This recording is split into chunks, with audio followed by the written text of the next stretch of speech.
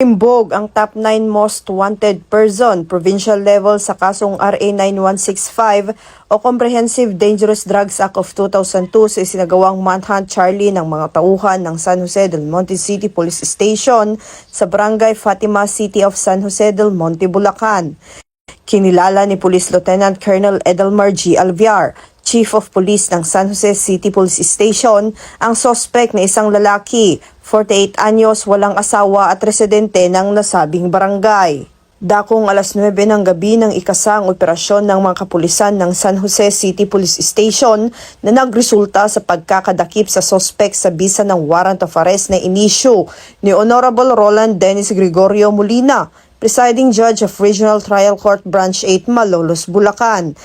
Nahaharap ang suspect sa kasong paglabag sa Section 5 at 11 ng RA 9165 o Comprehensive Dangerous Drugs Act of 2002 at kasalukuyang nasa kustudiya ng San Jose del Monte City Police Station para sa dokumentasyon at wastong disposisyon. Patuloy ang Bulacan PNP sa ilalim ng pamumuno ni Police Colonel Saturliwan Ejong, Provincial Director ng Bulacan Police Provincial Office, sa pagsugpo ng kriminalidad at sa paghuli ng mga most wanted persons na may pananagutan sa batas upang kakaharapin ang kanilang mga kaso para sa inaasam na mapayapa at ligtas na bagong Pilipinas.